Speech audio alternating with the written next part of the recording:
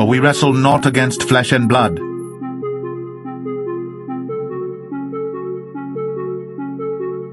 but against principalities, against powers, against the rulers of the darkness of this world,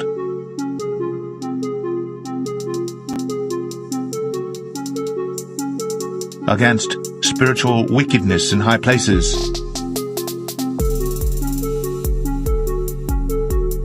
Wherefore take unto you the whole armor of God, that ye may be able to withstand in the evil day, and having done all to stand.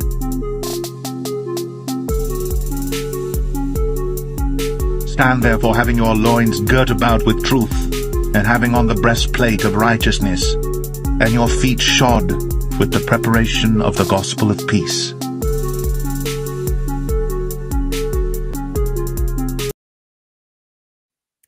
Hi, everybody. Welcome to the Alabaster broadcast. My name is Jillian Stone, and I have missed you guys so much since the last time I went live about a month ago, maybe a month and a half ago at this point.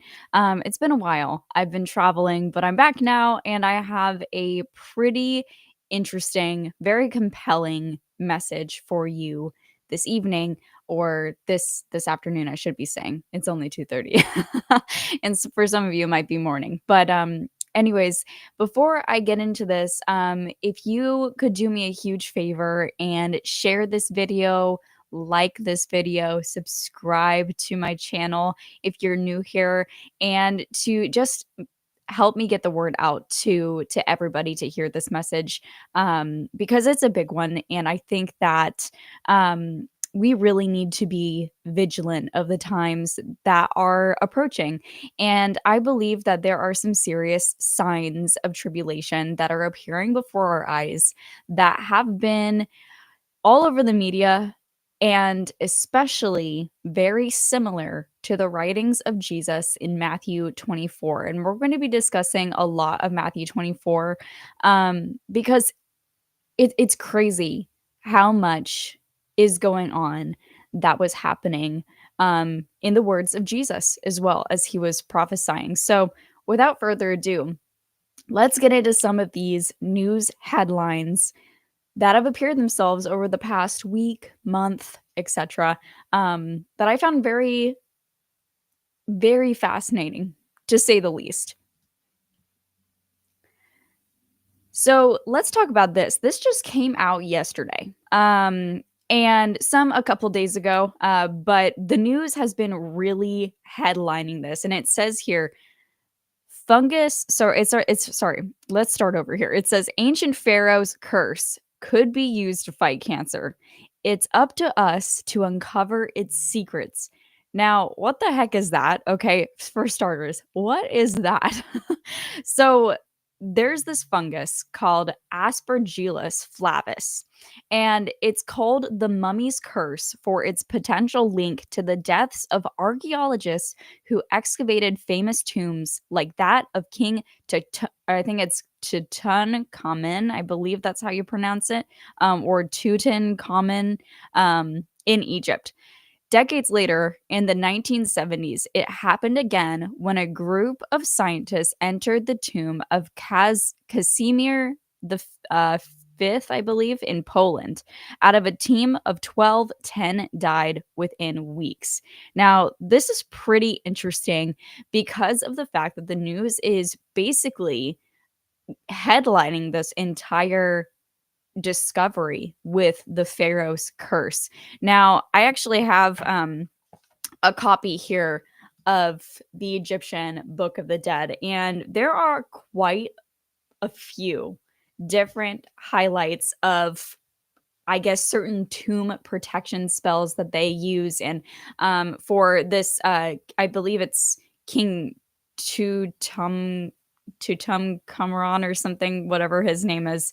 He was basically he was a very conservative reformist that basically turned Egypt back to its ancient ways back in his time. And so he basically implemented all of the old mystery religious aspects of Egyptian mythology and Egyptian mystery religion as well. So there are a lot of spells here in this book that literally talk about all the inscriptions. Like, basically this book shows, like, let me see here.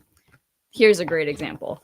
These are basically all translations of the Egyptian Book of the Dead, and on it basically talks about certain protective spells, etc., that were used. So it makes a lot of sense why the superstitious side of the Pharaoh's curse is there. And I mean, could it be that there is a lot of truth to it? I definitely think so. Because as you know, the gods back then in Egyptian mythology, they were able to do a lot, even especially tying it to biblical times in the book of Exodus, where Moses had a standoff against basically the magicians and him with the Lord. And so as you can tell from the book of Exodus, there are quite a few different tie-ins that suggest that these curses were 100% legit, because the Egyptians believed it, and it was so vast and so important to God that he used Moses to basically fight and defeat against these magicians. It was quite a standoff. If you read the passages there, it's pretty insane, and in fact one of my favorite stories in the Bible as a whole. So for that, they're using curses as cures against cancer. Yes, you heard me correctly. So this fungus is supposed to essentially cure leukemia, and is currently being tested on other forms of cancer like breast cancer. So it's very interesting how this curse is now a cure. And man, it really, really baffles my mind, because here we have in Matthew 24, verse 24, for there shall arise false Christs and false prophets, and shall show great signs and wonders, insomuch that if it were possible, they shall deceive the very elect. Now, isn't that interesting how Jesus says that? And we are having things here, based in paganism, you guys, based in Egyptian superstition, mystery religion, all of it. Now they are creating cures from essentially black magic curses. Wow. That's insane to me. So let's move on here to another headline that I thought was very compelling.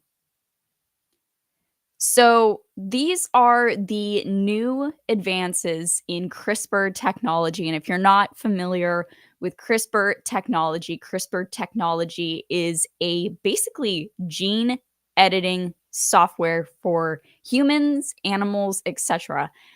Their goal is to basically create the perfect human via embryo. So they take embryos of human babies and they perform a lot of experimentation on these embryos to basically create designer babies for parents who may want their child to look a certain way, act a certain way, talk a certain way, etc. And now it has shown that they have the technology now to remove extra chromosomes in Down syndrome and restore cell function. Now, in hindsight, right, that could be seen by a lot as a good thing, right? That could be seen as, wow, a new advance in technology that could basically turn someone who is disabled into a normal person. But that's not where they're just stopping it. No, of course not. That would just be too simple. A quote here says, after removing the extra chromosome, the corrected cells grew slightly faster and had a shorter doubling time compared to untreated trisomy cells. These changes suggest that getting rid of the surplus chromosome may ease the biological stress that slows down cell growth. The corrected cells also produced fewer reactive oxygen species, which are harmful byproducts linked to cell damage and aging. So they are essentially going from treating chromosomes, removing extra chromosomes, to now they're going to essentially try to reverse aging. Humans need to age. This is just biologically in us, and this is kind of just like tying in to the Nephilim agenda.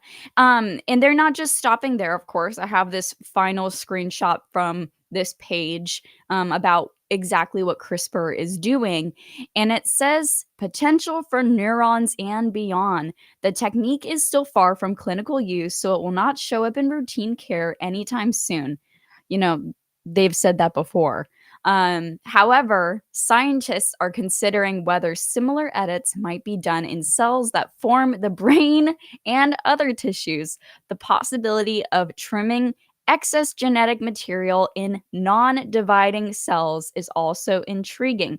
Now, I wanted to put the definitions and types of non-dividing cells in for you guys because, I mean, we're not biologists, so I decided to kind of give you the rundown here. So, there are a few different types of non-dividing cells, and those consist of myocytes or myocytes, which are skin cells, I think it's adipocytes or adipocytes for fat cells, neurons, etc. They are the non-dividing state.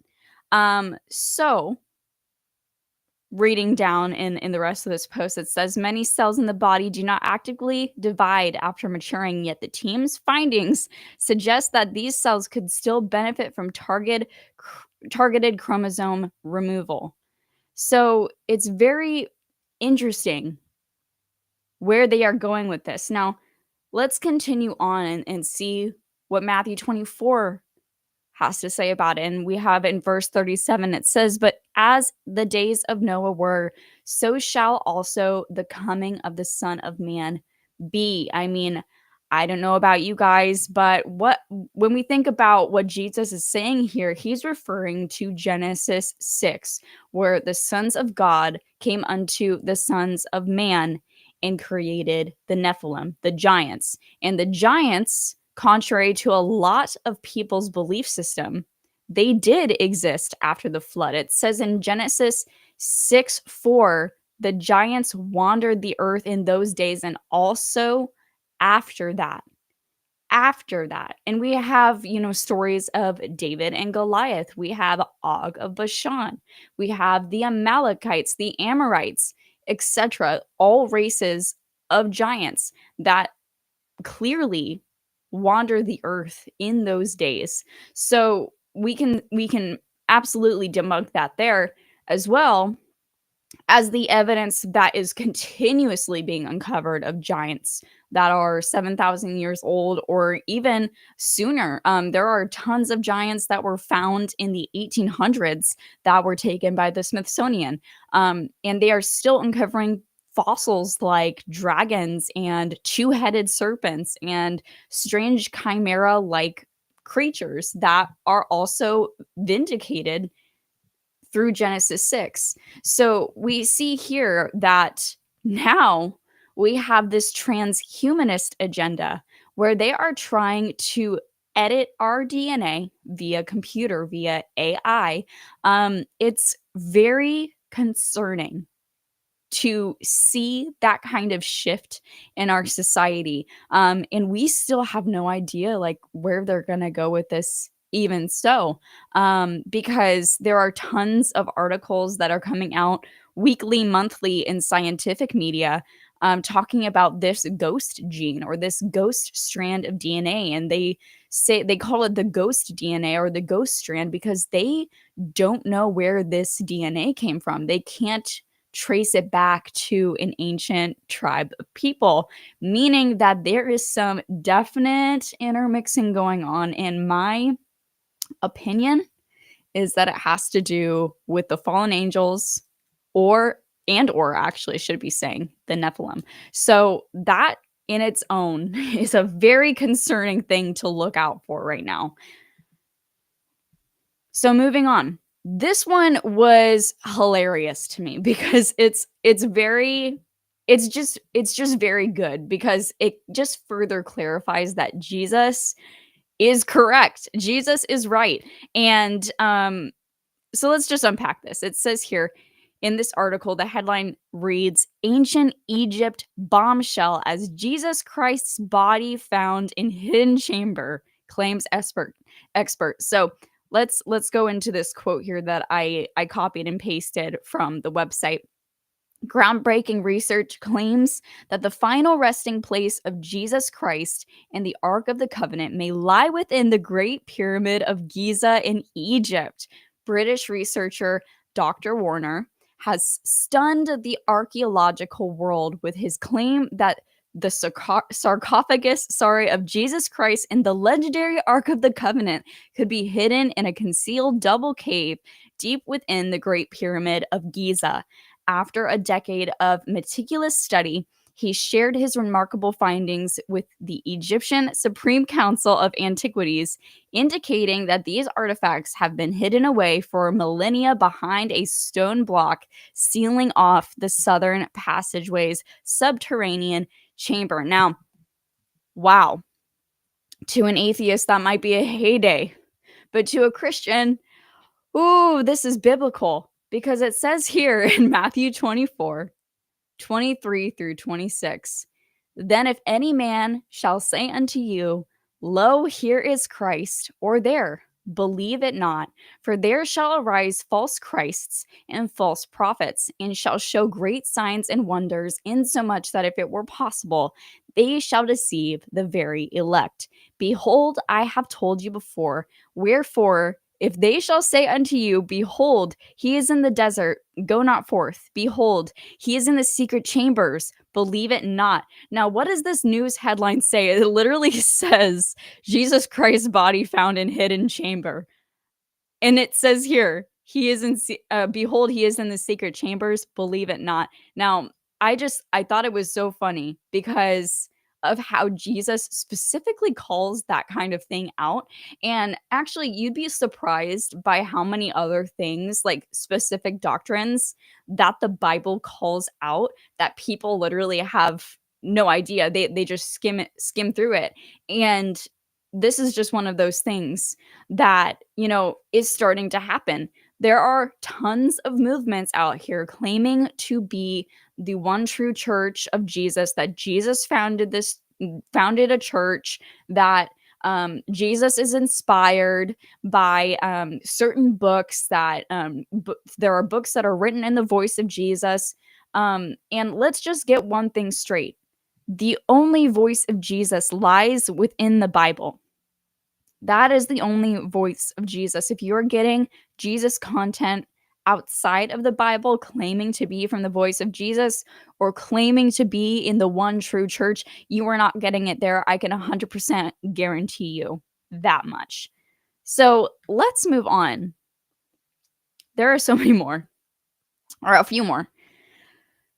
Wars and rumors of wars. And I know that you guys, unless you are under a rock, if you live under a rock, I absolutely applaud you for that. I wish that I could be the same way, but unfortunately, it kind of, it takes its course and, it hits you. So let's read these news headlines, okay?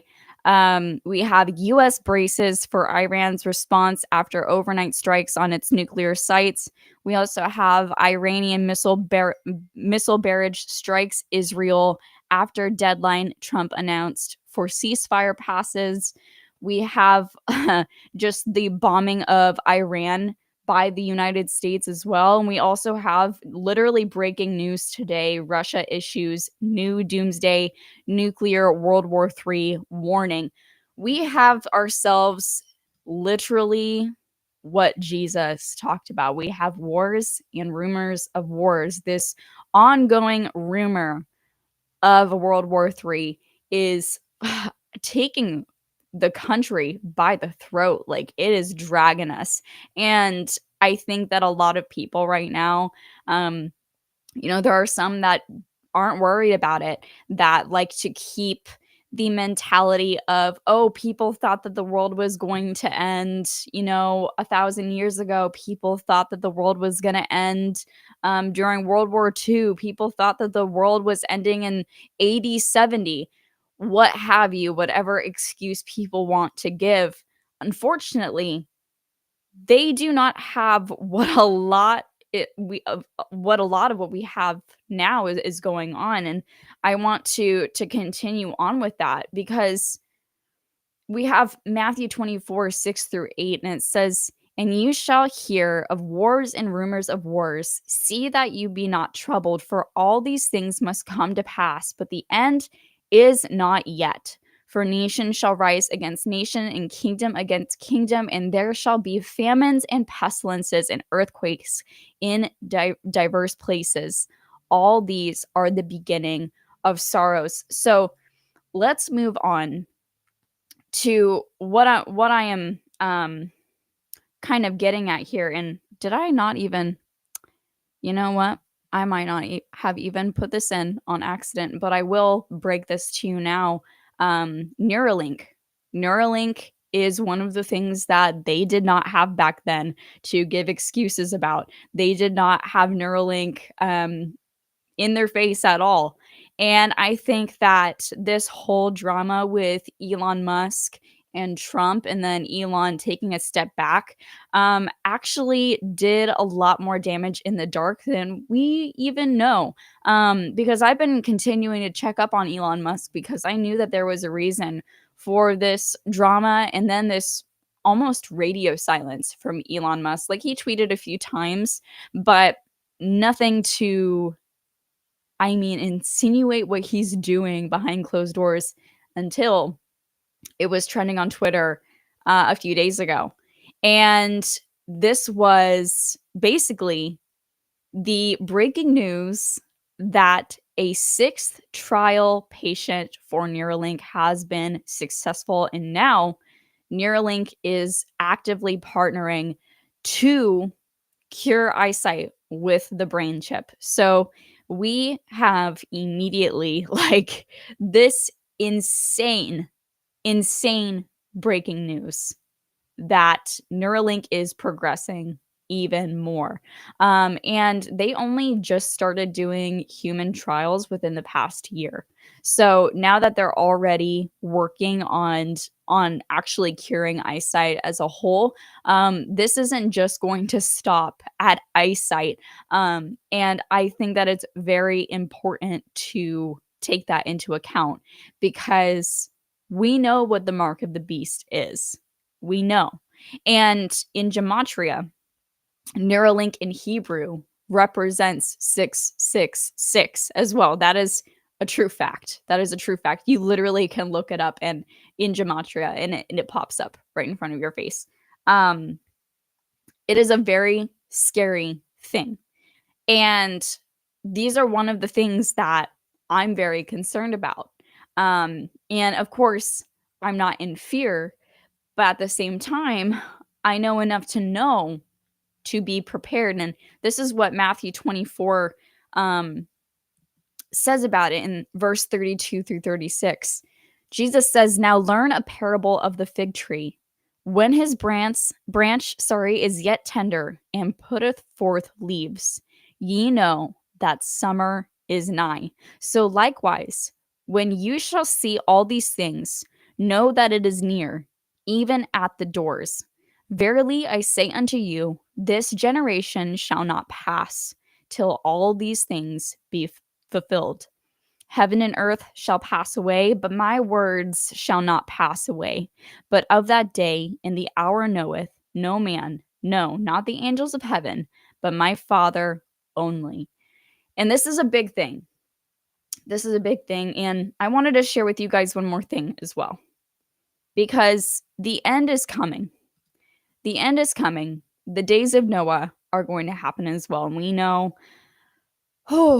what happened in the days of Noah. Not only was there mass gene editing, but we had a mass sweep of the wicked from this earth. The wicked totally went out, and there are a lot of false hopes of a rapture, a pre-tribulation rapture that humans will not, or sorry, Christian humans, I should say, will not have to endure this tribulation, and that we will just be swept up. We won't have to deal with it. We'll be fine. We will be ruling alongside of Christ, and then he will come back. All of this mumbo jumbo. Unfortunately, it's not going to happen. And so I want to read you this scripture, and I want to tell you a very personal experience of mine that clarified what is going to happen before I even had a clear stance on pre-trib, post-trib, mid-trib, all this stuff. So let's read this. It's Matthew 24 once again, verse 37 through 51. And it says, "But as the days of Noah were, so shall also the coming of the Son of Man be. For as in the days that were before the flood, they were eating and drinking and marrying and giving in marriage until the day that Noah entered the ark, and knew not until the flood came and took them all away. So shall also the coming of the Son of Man be. When two be in the field, the one shall be taken, and the other left. Two women shall be grinding at the mill, the one shall be taken, and the other left. Watch therefore, for ye know not what hour your Lord doth come. But know this, that if the good man of the house had known in what watch the thief would come, he would have watched, and would not have suffered his house to be broken up.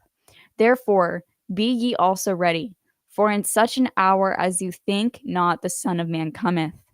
Who then is a faithful and wise servant, whom the Lord hath made ruler over his household to give them meat in due season?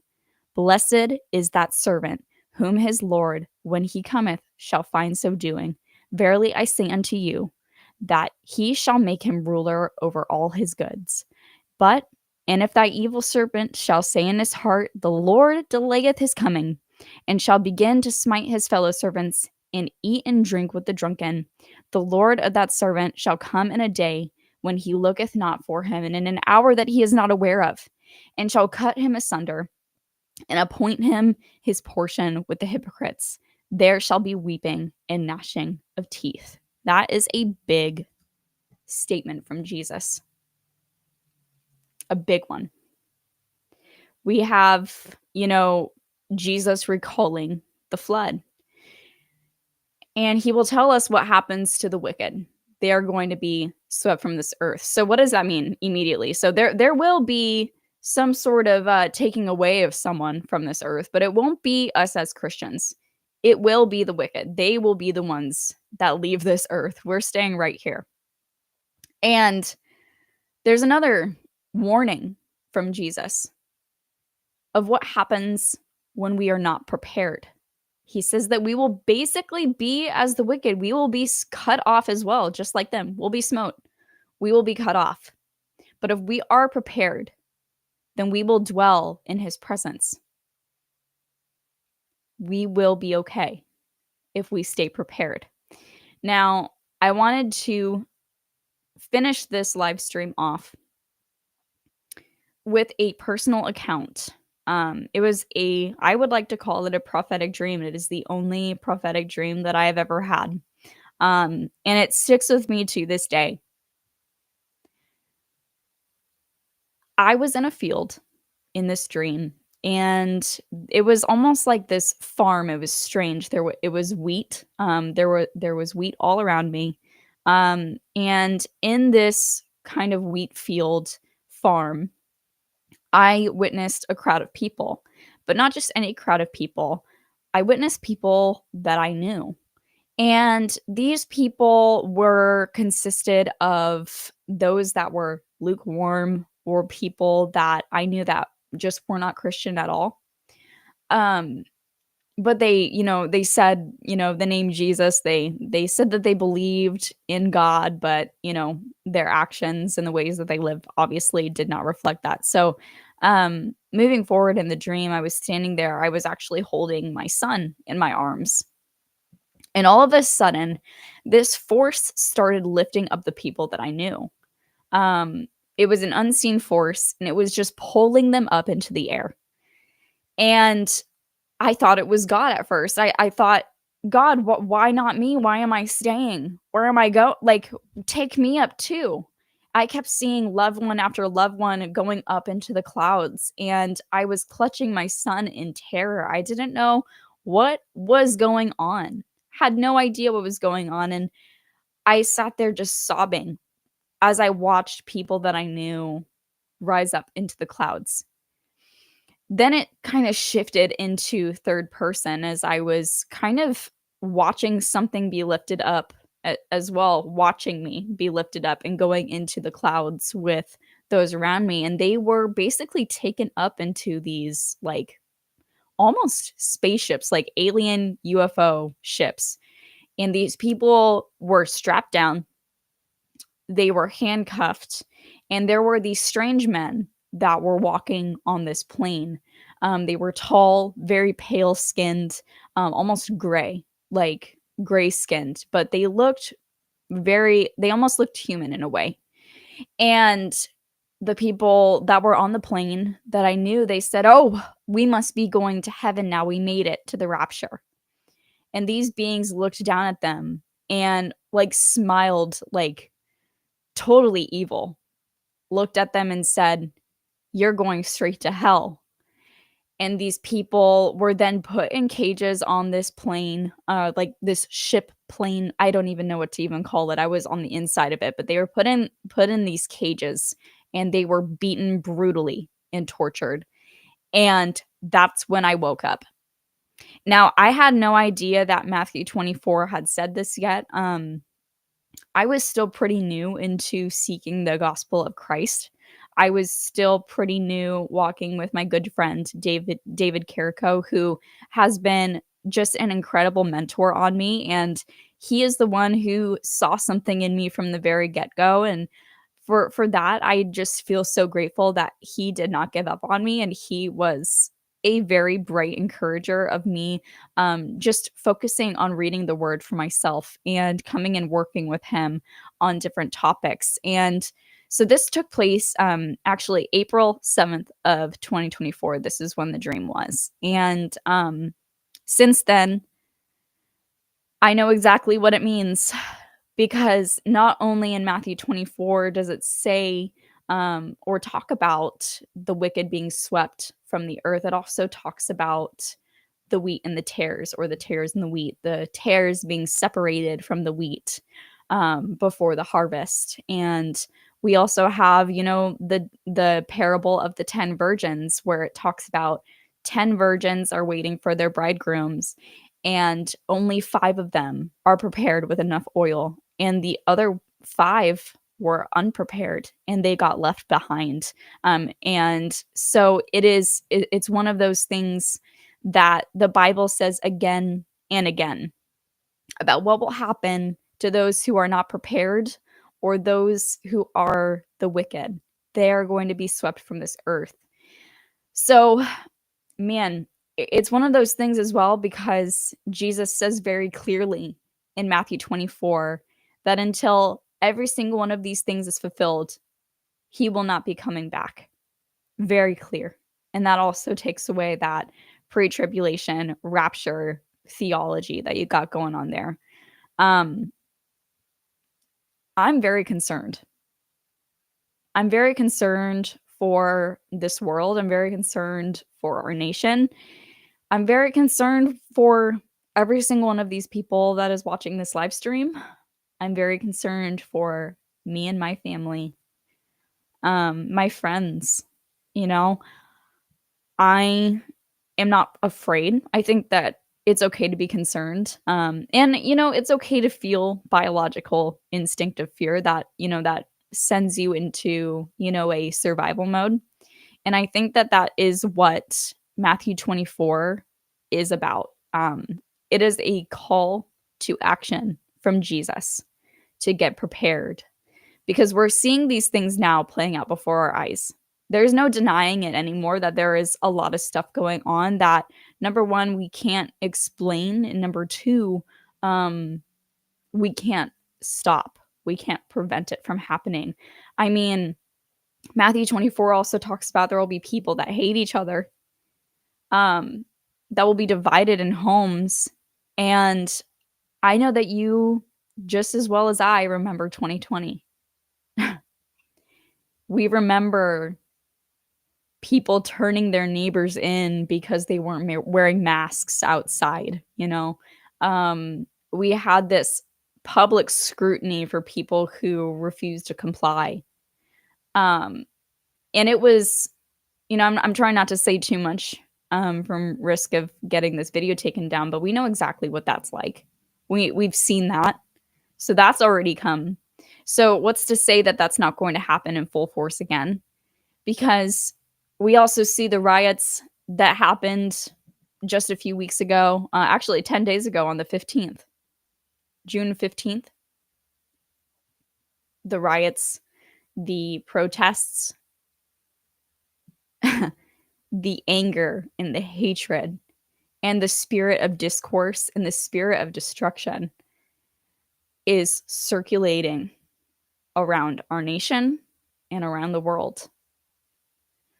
And these are just some things that I wanted to bring up to you because they're very concerning to me. I keep saying the word concerning. Probably should, get a thesaurus to describe my thoughts a little bit more in depth, but makes me really want to get prepared, even more so than before. Because I don't know about you guys, but this is the kind of thing that, like Jesus said, like, makes you want to run for the hills and not turn back. So, with that, though, there is a hope. There is a hope that Jesus is near. I mean, there are only a few things that Jesus mentioned in Matthew 24 that haven't exactly been fulfilled yet, but they will be soon. There are only a few things. So, Jesus is closer. And do I believe that our generation might see Jesus come back? Boy, I can't even process it with my mind. It gets me too emotional, but I do think we could be. I really do think that we could be, and that is so exciting. So exciting. But this is not to scare anyone. This isn't to invoke fear or incite fear. It's to incite a challenge to you to start getting prepared. And what does that mean? I would recommend investing in some, supply books for, not necessarily doomsday prep, but, survival prep. Times where camping might just be your reality for the foreseeable future. How to survive in the wilderness if you need to. How to light a fire, stuff like that. Buy some tents, buy a go bag, buy some extra food. Every single time that you go grocery shopping, get some unperishable foods to store in your home. Figure something like that out, because it's almost go time. It really is. And I would encourage all of you to save your families and save other believers and go. Don't try to get in the middle of this discourse, because it's coming for whoever wants it. There will be a time where I will be shutting down all of my platforms forever. I will not be on here forever, because it will be go time. When it's go time, I'm going. And I hope that you guys will do the same thing. But man, this was a good broadcast. I think that it was very eye-opening. And I really hope that it was just informative for you guys to kind of update you on what's going on. Because, man, tribulation it's going to start soon. That is my current opinion. And I think that it'll stick with me. It is a it's a current opinion and kind of like an evergreen opinion, meaning that it's not going away. It's gonna keep ensuing. So tonight, though, I'm going to be live with Dan Badandi, and we are going to be talking about the millennial reign and the preterist doctrine, why it's a falsehood, and why we should be really paying attention to false doctrines that arise, just like Matthew 24 says to watch out for. And also, what else is going on? Oh, yes. Let's talk about Conspiracy Con.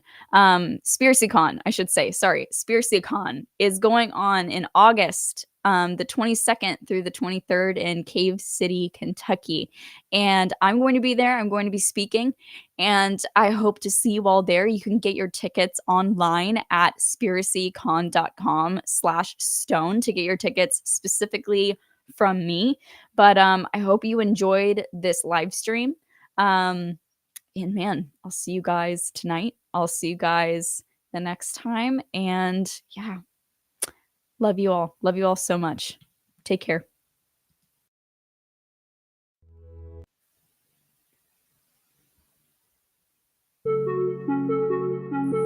For we wrestle not against flesh and blood,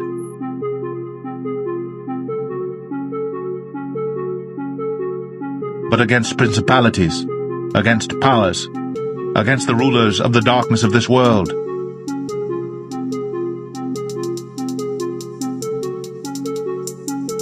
against spiritual wickedness in high places.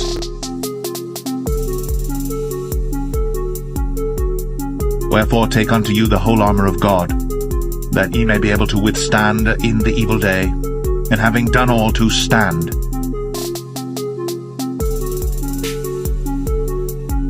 Stand therefore, having your loins girt about with truth, and having on the breastplate of righteousness, and your feet shod with the preparation of the gospel of peace.